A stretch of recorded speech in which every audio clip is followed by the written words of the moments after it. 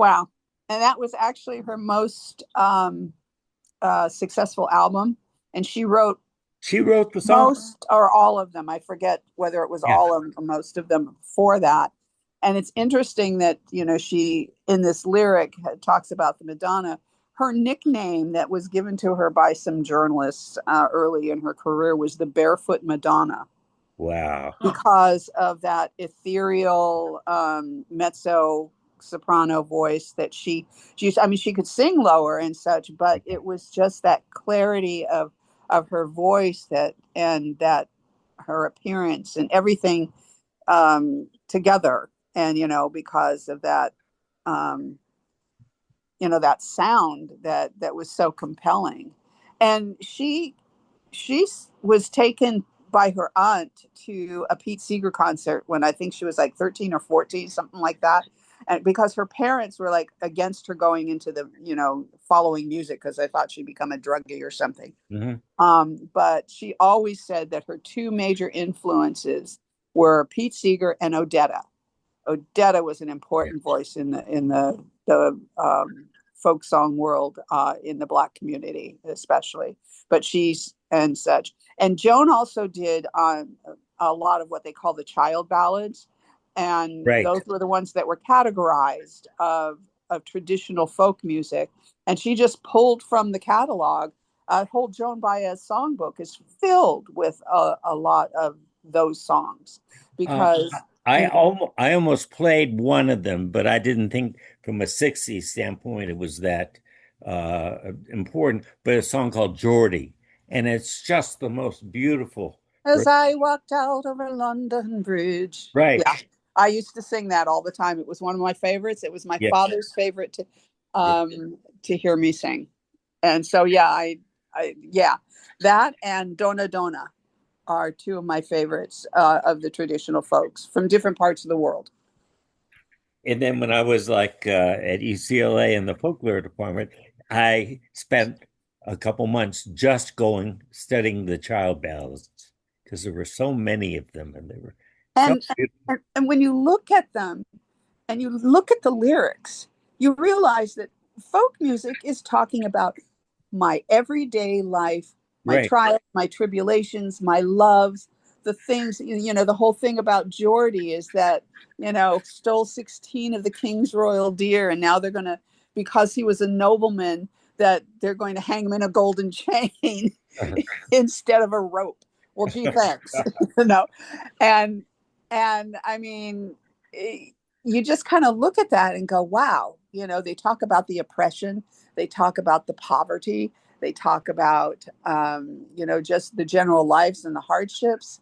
And, and you find that throughout. It doesn't matter what the culture is. It talks about everyday life. And I think that's what's so compelling for people when they have a chance to look inward.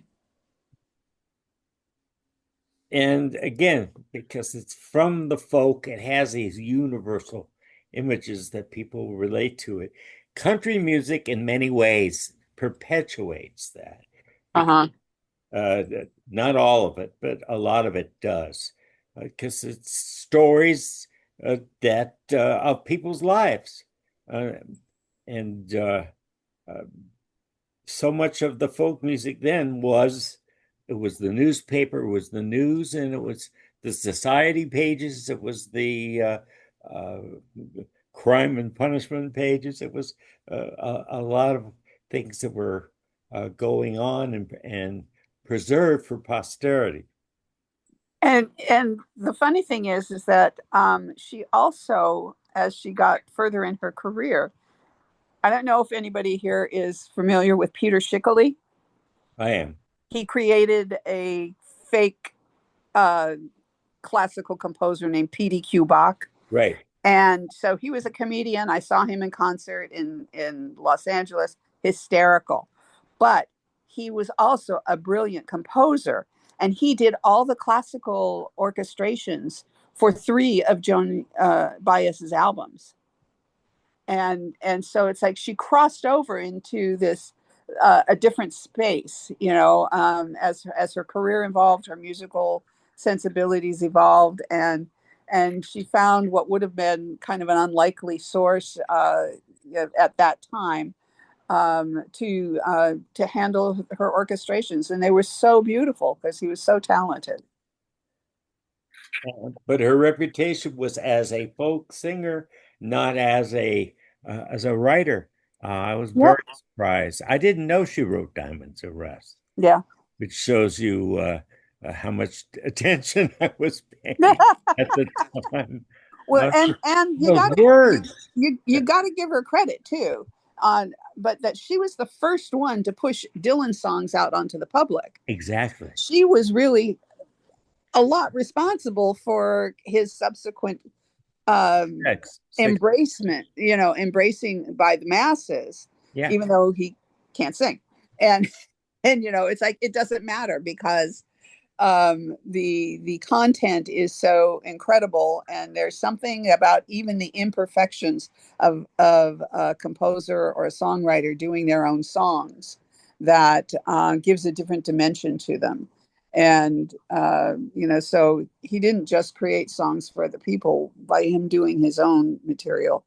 um, but she was the one who kind of went, hi, everybody. There's this guy here. He writes really amazing songs. So I'm going to sing one of them for you. Listen, you know.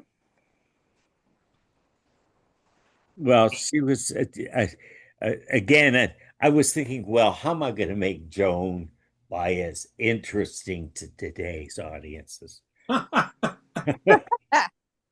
don't have to. You don't It have to. is interesting. It's like this is great because I'm learning just as much as you guys. Uh, and you know what? I just realized I'm going to take my time going through these folk singers. I'm not going to try to rush through because I think folk music is very important. Gosh, Bill, you're so involved in folk music, folk singing group, folk dancing group. Uh, Yeah, yeah. A it, lot of it's not English yeah, oriented. it's When international. we get to Dylan, though, I should send you a link to my favorite Dylan cover, which Sure. is not in English, but it's my favorite version of Don't Think Twice. Okay, Uh, I'll send that on. sure, I'll be glad to listen to it. So, It seems to me that one thing that hasn't maybe been mentioned as much as comes to my mind was that civil rights movement seems to have been much more the earlier stuff from Joan Baez than, say, anti-war. yes, I Yes. think folk music in It general, was blowing in in the the mid, wind was before Masters of War and stuff. right. And furthermore, I think, don't forget, it's way before the 60s, but a lot of these people are following in the footsteps of Woody Guthrie. Yep. Of course. Oh, I, sure. the grandfather of it all. And Bob Dylan, that Woody Guthrie was his mentor for sure. Yeah. I mean, he used to barge in. I mean, the first time he met him, he barged into the hospital. Yeah. I mean, it's just like Arlo Guthrie, Woody's son, talks about the interesting relationship that both he and his father have with Dylan, and he said that seeing Dylan come in with his crazy hair, crazier than mine, Yeah. and such, and he said he was like a sponge, and peppering his dad with questions and stuff, and it he was insistent on being able to meet and speak with the person who he considered the great um, arbiter of conscience of the time. Well, one of my favorite songs has always been Deportee. Oh, I mean, and if anything should be out there and being heard Right. again, it's Deportee. Absolutely. Oh my gosh. Talk, someone should record it and put it out there right now. It just would be, it is so happening every day on our streets. Yeah. And when you look at it, because at that time, the workers that were coming over into the United States, it was an agreement between the United States and Mexico. And the workers did not get paid while they were here working on the crops. When they went back to Mexico, they were supposed to be paid by the dollars that had been paid by the US government to the Mexican government, and they never saw a penny. Mm. So they were working for nothing but their food and lodging, under the promise that they would get paid for their work by their own government when they came back across the border. And they did not get that. And so that's another layer to Thank how you. the exploitation of these people who work backbreaking jobs Mm-hmm. and have been treated from the get-go in these agreements between the countries. Well, again, that's part of 60s brought all these political realities to light, and uh, e- even Motown had to acknowledge it and incorporate it. It just became part of the culture. The last half of the 60s really focused on that. And of course, the Vietnam War prompted lots of songs and lots of protests. Well, what we're going to do, I was going to do Judy Collins. I'll wait till next week to Okay. cover Judy Collins. I also, um, uh, Gail, you reminded me, I'm going to include a couple songs from Odetta because she was pretty important in this. Oh, wow. Good idea. Yeah, I Oh, saw her perform. I really enjoyed I it. did too. I mean, it's like I was very fortunate because I was so steeped into that, and um, my father was trying to encourage me because he had gotten me the guitar. He was trying to encourage me to, to really delve into the music because he loved folk music. I mean, he had rather eclectic taste. It could go from mariachi to Broadway musicals and everything in between. And we used to listen religiously to Skip Weshner's program during the 60s and 70s, which he played folk music from around the world. And so that was another, lesson in itself. And so he would get, the the cheap concerts because Hmm. we have a lot of money.